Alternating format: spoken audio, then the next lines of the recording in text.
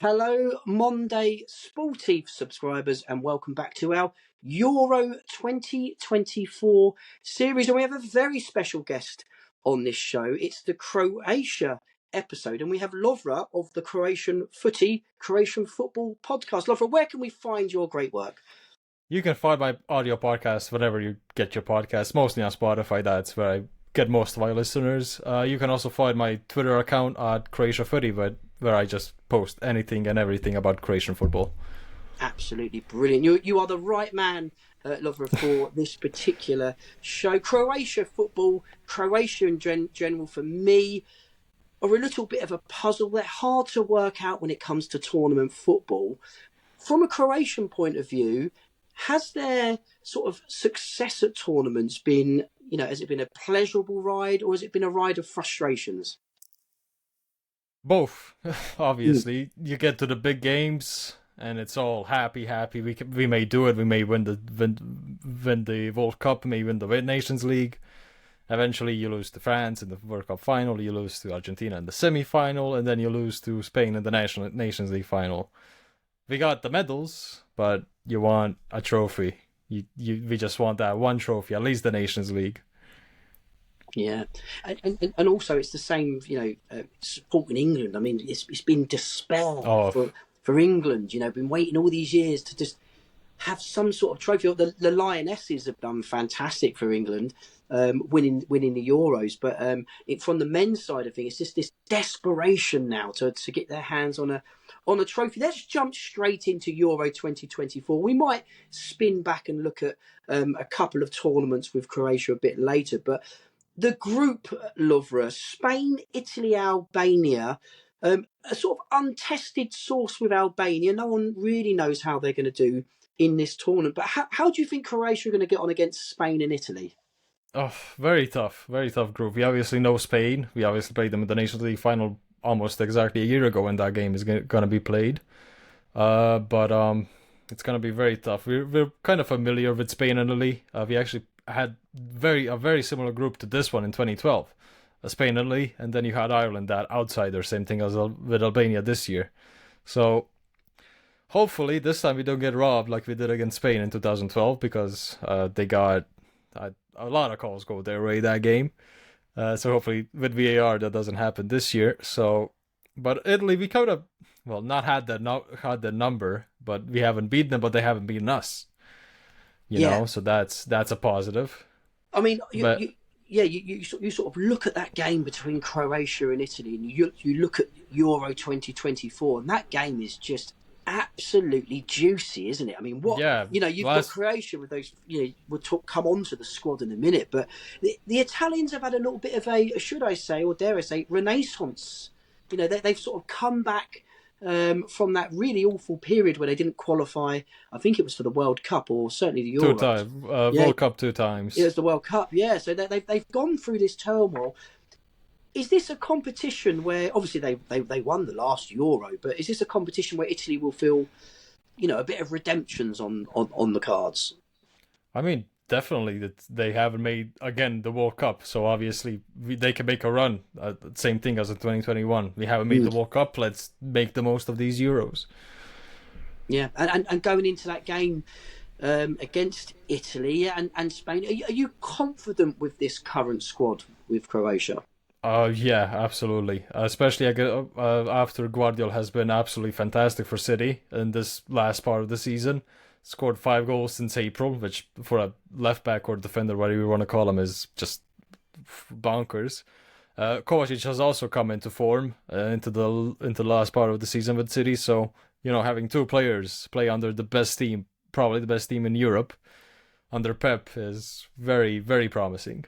Yeah, and Croatia, you start researching and looking into the squad, and you look at that midfield, and it's just sensational, isn't it? We've got Modric. I mean, what can be said about Modric? What else can we say about the guy? I mean, just before you say, Lovre, I just want to say, I remember watching Modric closely when he was playing in the Premier League for Tottenham. Yeah, Tottenham. Because it's felt like the whole Premier League just stopped, and everyone was just like, right, let's watch Modric play football.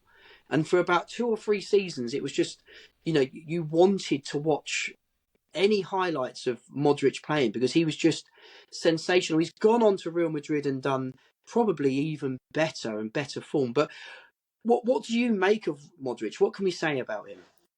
So, I mean, what can you say that hasn't already been said? He's not only can you say anything, you can just show his awards. You just show his Ballon d'Or. That's where you need to stop talking. That he was a midfielder winning a Ballon d'Or, going to the final with Croatia, winning the Champions League with Real Madrid. I already forgot how many times. Yeah, he can add another one. So, I mean, what to say? Best player in Croatian football ever. I think that's even up for debate. Yeah, I mean, if you look in recent history, I think sometimes we can be very quick when a player is playing currently. I think we can be quite quick. We have recency bias. Yeah. But it's true. I think Modric is just an absolute sensational football, and like I said, his sheer brilliance was very much highlighted when he played in the Premier League because you got to see him sort of week in, week out. But it doesn't stop there with this midfield because we've got a particular character who I like, which is Marcelo Brozovic. And I mean, again, with a player like Brozovic who's just done it season after season with Inter Milan, just like he makes football look very easy, doesn't he? Yeah. Same thing as with Busquets, for example. He just, I mean, if you look at him, you just see what he does. If you don't look at him, you barely notice him. Yeah, that's true. Yeah. And with Inter, like like we mentioned, it was just season after season. He's playing, I believe, now out with Ronaldo in Saudi. Can we blame players for taking the cash bags? I don't know. Does it destroy legacy? I don't know. That's for another podcast. But he's still going to be able to bring a lot to the table, isn't he, for this Croatia team? No, listen. If Saudi is gonna influence anybody, take control of their football career, like take a step down, it's not gonna be Brozovic. Brozovic is just too much of just too good mentally for that to let him down, to bring him down. He's a madman, okay? Like he doesn't think as everybody else. He's just, when he's on that pitch, especially for Croatia, he doesn't need motivation. It doesn't really matter that he's playing in Saudi or Inter Milan. He's just gonna run. Yeah, and what is there anything? Because obviously, in England, I suppose we don't get to see much of his character. But is he really sort of like larger than life character on the pitch and off the pitch? He's just partying.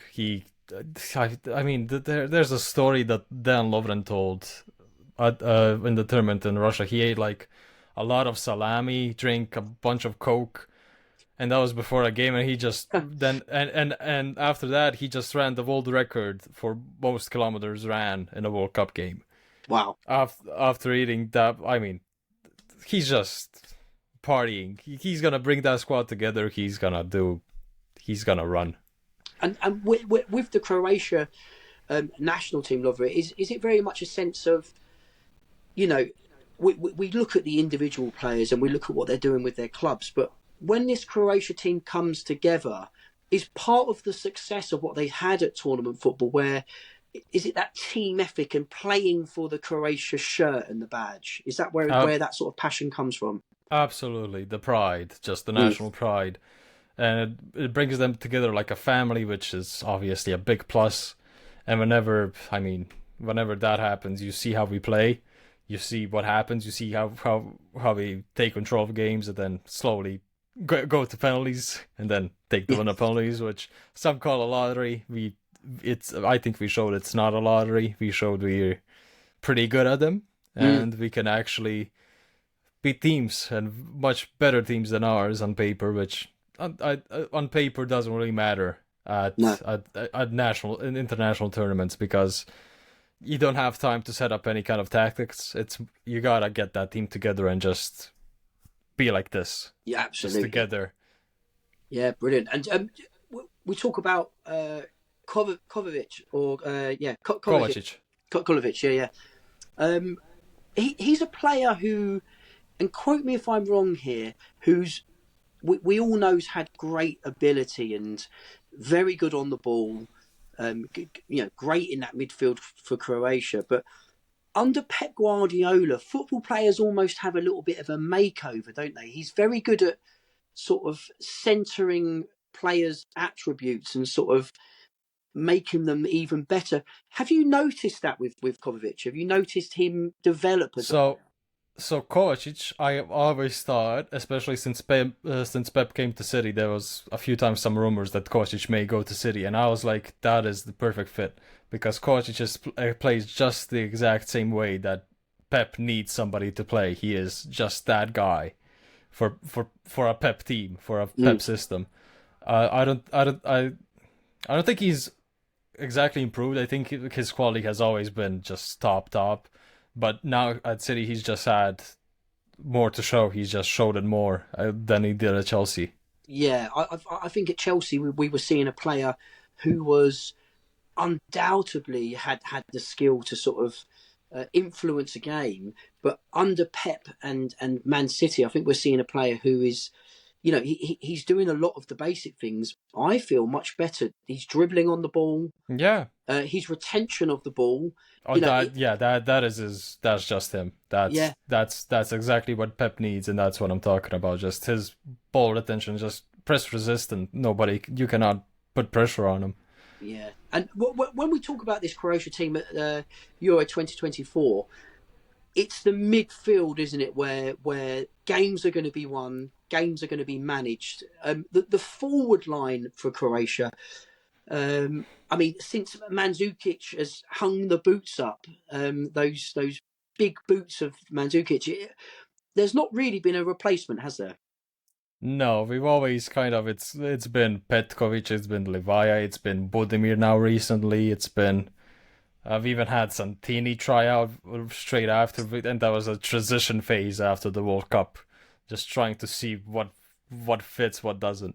So we obviously don't have a out and out goal getter, no finisher. Just we don't have it, but we have good options in attack. You have Bruno Petkovic, who's just been brilliant for Dinamo season in, season out, especially this season. Mm-hmm. Budimir, he's I think in the top 5 goal scorers for the league in La Liga. So yeah, an amazing season behind him, and if he leads that into this tournament, if he can continue that, nothing stopping us. No, yeah, and with that, going into this tournament, are you confident that this could be the tournament for Croatia? I've never felt more confident, which is the problem. Right. Which is always the problem. Like, I don't want to get too confident because I don't want to be like, oh, we're gonna go at least to the semis. But we've never won a knockout game at the Euros, so just win a knockout game and I'm happy. Yeah, it's quite strange there, isn't it? Because you look at Croatia and you think, that you go and do these wonderful things in the World Cup, and then when it comes to the Euros, it's almost like a bit of a stumbling block. It's we sort of expect Croatia to go a bit further, don't we? Yeah. But it's never quite worked out that way. Talking about previous competitions, obviously Croatia were at the World Cup final in 2018 against a very impressive France team, wasn't it? Was it a case of France just being too good in that tournament? I think we gave them a good game, but the problem was I think we were a bit drained after the 3 extra times. Subasic, for example, was a bit injured. He had to take painkillers, so he wasn't on top of his game, which I think you saw in the goals we conceded from outside the box from Pogba and Mbappe. Yeah. We also got hard done by in the first goal because Griezmann dived, and obviously VAR cannot intervene when it's a dive in the middle of the pitch. Yeah. So sadly, we conceded from that, but yeah. Yeah, and then if we look at the other World Cup against Argentina, that was just them better. When you look at that World Cup, the World Cup was just. It was Argentina's World Cup and Messi, wasn't it? It was almost like there was some sort of intervention and no one was going to get in the way of Messi capturing that World Cup. And you could pull apart that sort of game, but really and truly, it's just the ball didn't fall too right for Croatia, did they, in that match? No. I've kind of forgotten that game mostly. I just know we conceded a penalty, which I thought wasn't a penalty, and I think it's up for debate for a penalty, but still, the ref gives it. You gotta try your best, and Messi just puts it away with no trouble. Second goal, I mean that Messi run against Guardiola, and I see people attack Guardiola for that, and I'm like, he did a pretty good job, but Messi's Messi. You're not gonna. Messi was on a mission that World Cup. If anybody stopped, then they wouldn't have. Argentina wouldn't have won. No, it's true. And that was a very young Guardiola. Yeah. So, I mean, and we mentioned Gavardio. I don't think we've mentioned him, but you know, at the back for Croatia in this tournament as well. Gavardio's obviously had a fantastic season for Croatia. Any other players at the back who are sort of really going to be sort of pivotal to this tournament for Croatia? So obviously Guardiola, Livakovic. Livakovic just in general, great goalkeeper. This season turned to Turkey, joined Fenerbahce. He has been very good there. Modric will obviously, he's still gonna be starting games. It's Luka Modric, our captain, our best player. In the attack, Perisic is coming back from an ACL injury. Wow. So we'll see how he does. He's returned good. He scored an amazing goal a few weeks back for Hajduk. But I think a player to watch out. Well, two players to watch out for, because we don't have a out and out right winger, but we have one in Marko Pašić, who's coming from Rijeka, a Croatian team. Yeah. And we have Marko Piazza coming from the same team, who will probably get a lot more minutes because, as I said, Perisic is coming back from an injury, so he can't really play, I think, the whole 90 of all 3 matches. Yeah, it's going to be very, very interesting. I think Croatia could be there or thereabouts. Lovre, you've got that fantastic jersey on. It's always great to see a Croatia jersey. We spoke off camera. That's the 98 shirt. Just to mention a few names, I don't know if you remember these, but Boban, Boksic, Suka, Prozinecki, Slavan Bilic, all beautiful names who played for Croatia. Final say, are Croatia going to lift this trophy? I hope, but as I said, I don't want to get my hopes too high. So a quarterfinals appearance, and then the sky's the limit if we get to the quarterfinals.